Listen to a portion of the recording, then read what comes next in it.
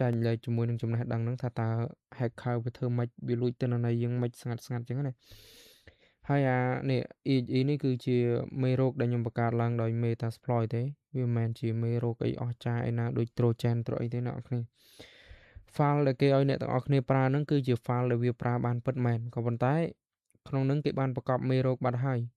ដូចនេះដូច file ដែលខ្ញុំបង្កើតនេះហើយដល់ពេលដែលយើងចុច run អញ្ចឹងទៅវាលោតពាក្យថា protect window នេះ window protect your PC អញ្ចឹងមានន័យថា file ហ្នឹងវាជា file មេរោគបាត់ហើយបើយើងនៅតែមានចង់ run យើងចុច more info ហើយ run anyway ផង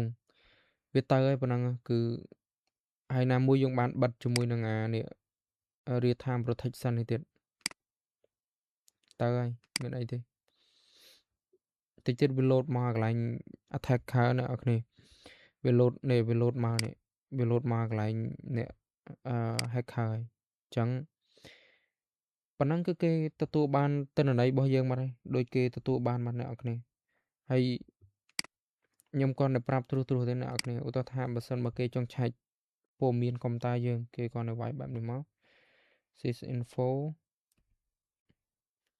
វាលោតមកបាត់ហើយនោះ window x64 អីណានេះនោះហើយមួយទៀតបើគេចង់ឆែកជាមួយនឹង username យើងឈ្មោះគេ yget UID ចេញមកអ្នកគ្នានេះកតុយវានេះគឺរងនេះ username ឈ្មោះ username server របស់កុំព្យូទ័រហ្នឹងខ្ញុំមានន័យថាយើងរ៉ាន់អាហ្នឹងគឺដូចគេយកបានកុំព្យូទ័រយើងទាំងមូលហ្នឹងអ្នកគ្នាគឺទៅតិចហ្មងនិយាយទៅគេយកបានហើយគឺគេអាច access ចូលកាមេរ៉ាគេអាចបើកកាមេរ៉ាក្នុងកុំព្យូទ័រយើងបានគេអាចលួចមើលទិន្នន័យព័ត៌មានសំខាន់ៗអីបាន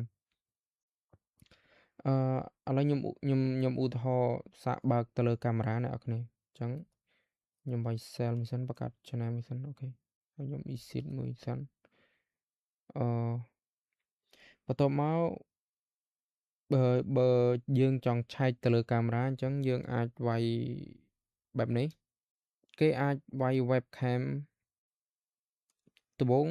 គេអាចវាយមើល webcam list របស់យើងសិនក៏បានដែរតាម hacker ដែលគេចង់ធ្វើអ្នកគ្នាហើយគេអាចចូលទៅ download ទិន្នន័យរបស់យើងបានដោយសេរីអញ្ចឹងណា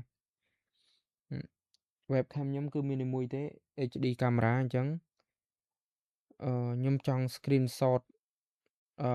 មុខអ្នកប្រើហ្នឹងអញ្ចឹងខ្ញុំវាយចេះមកwebcam snap អ្នកនរគ្នាវាយ webcam snap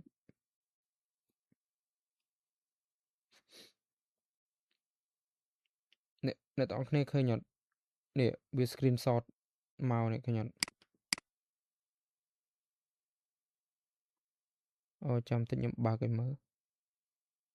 នេះអ្នកទាំងគ្នាឃើញអត់នេះដោយសារខ្ញុំដាក់កុំព្យូទ័រខ្ញុំទៅលើអញ្ចឹងឃើញតែអំពូលខ្ញុំទេនេះចឹងមានន័យថាគេអាច access ចូលរបស់យើងបានគ្រប់ពេលណាឲ្យតែយើងបើកកុំព្យូទ័រហើយមួយទៀតគឺ webcam stream គេអាចបើកកាមេរ៉ាយើងមើលមុខយើងបានអ្នកនរគ្នានេះវាលោតទៅខ្ញុំអាហ្នឹងវាជា live stream ហ្នឹងពេលដែល hacker គេ hack ចូលកាមេរ៉ារបស់យើងណាតាមពិតវាមិនមែននៅសុក hacker hack បានទេព្រោះដោយសារតែយើងជាអ្នកនេះដែរទេយើងជាអ្នកដែលចុច file exe របស់គេអញ្ចឹងណាគេអាចមើលមុខមើលអីយើងឃើញបានប្រយ័ត្នយ៉ាងអ្នកនរគ្នា